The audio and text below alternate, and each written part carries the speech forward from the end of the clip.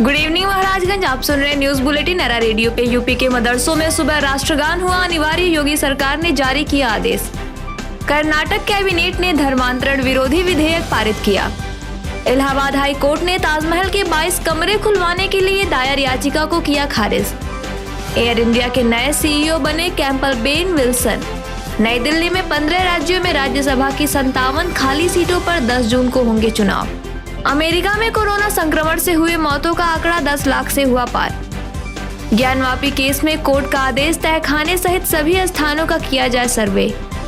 दिल्ली में आप विधायक अमानतुल्लाह खान हिरासत में, मदनपुर खादर में बवाल के बाद हुआ फ्लैग मार्च। झारखंड कैडर की आईएएस अधिकारी पूजा सिंघल हुई सस्पेंड।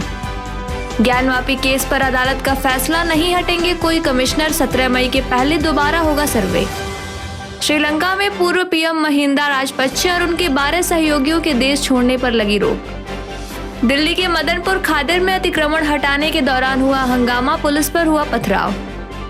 अहमदाबाद में 2 छात्र कोरोना संक्रमित मिलने के बाद जायडस स्कूल ऑफ एक्सीलेंस ने छुट्टी की घोषित। श्रीलंका में रानिल विक्रमसिंघे ने आज नए प्रधानमंत्री के रूप में ली शपथ। दिल्ली में हंगामे के बीच एसडीएमसी ने मदनपुर खादर में 3 मंजिला बिल्डिंग की ध्वस्त। कृष्ण जन्मभूमि विवाद में इलाहाबाद हाई कोर्ट का आदेश, 4 महीने में निपटाए सभी अर्जियां। उत्तर प्रदेश में अयोध्या के मठ व मंदिरों का टैक्स माफ, बकाया कर भी नहीं होगा चुकाना। ज्ञानवापी केस में कोर्ट रूम में केस से संबंधित 8 से 9 लोग ही रहेंगे मौजूद। झारखंड में आईएएस पूजा सिंघल 5 दिन के रिमांड पर ईडी की विशेष अदालत का फैसला। केदारनाथ धाम में बढ़ती भीड़ को देखते हुए आईटीबीपी तैनात, व्यवस्था बनाए रखने में मदद करेंगे जवान। सुप्रीम कोर्ट में एलआईसी में सरकारी शेयरों व आईपीओ से जुड़ी याचिका हुई स्वीकार। उदयपुर में कांग्रेस चिंतन शिविर के होटल के बाहर से हटाए गए सचिन पायलट के बैनर व पोस्टर। एमपी राजगढ़ हिंसा मामले में दोनों पक्षों के खिलाफ केस, एक पक्ष के 4 तो दूसरे पक्ष के 40 लोगों पर हुई एफआईआर। जल निगम भर्ती घोटाले में आजम खान लखनऊ कोर्ट में हुए पेश। केदारनाथ में पैदल यात्रा शुरू करने का समय हुआ तय, सुबह 3 से 11 बजे तक ही मिलेगा प्रवेश। यमुना एक्सप्रेसवे पर हुआ बड़ा हादसा, ट्रक में घुसी बोलेरो, 5 की हुई मौत। दिल्ली जहांगीरपुरी हिंसा मामले में क्राइम ब्रांच ने एक और आरोपी को किया गिरफ्तार। प्रयागराज में एक बुजुर्ग ने बाथरूम में लाइसेंसी बंदूक से खुद को मारी, गोली हुई मौत। दिल्ली में भारतीय वायुसेना का जवान जासूसी के आरोप में हुआ गिरफ्तार। प्रधानमंत्री नरेंद्र मोदी ने आज दूसरी वैश्विक कोविड समिट में लिया वर्चुअली भाग। भारत में इलेक्ट्रिक व्हीकल के पार्ट्स बनाएगी टोयोटो, घरेलू इस्तेमाल के साथ निर्यात पर भी है फोकस। यूपी के हरदोई में हुआ भीषण हादसा, टेम्पो डंपर से हुई भिड़ंत, 4 की मौत, 5 घायल। राजस्थान के हनुमानगढ़ जिले में हुआ तनाव, वीएचपी नेता पर हमला, बीकानेर हुए रेफर। रूस के गांव पर यूक्रेन की आर्टिलरी स्ट्राइक, 1 किशोर की मौत, 6 लोग हुए घायल।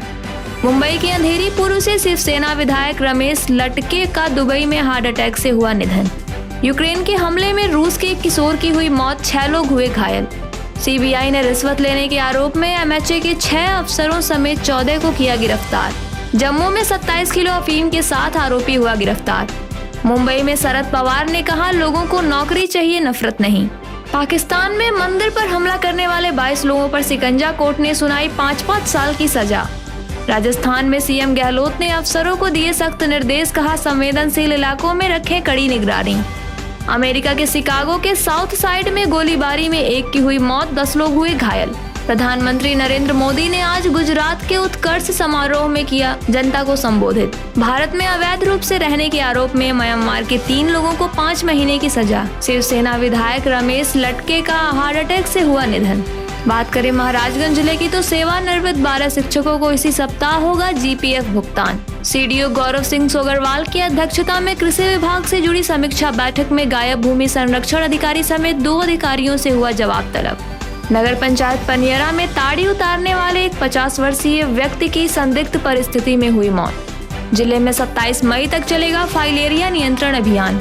गौड़ महासभा का आज 3रे दिन आमरण अनशन हुआ स्थगित। जिले में कोरोना से बचाव के लिए बूस्टर डोज सहित 5200 लोगों को लगा कोरोना रोधी टीका। तो ये थी अब तक की कुछ बड़ी खबरें, सुनते रहिए एरा रेडियो जागृति के साथ।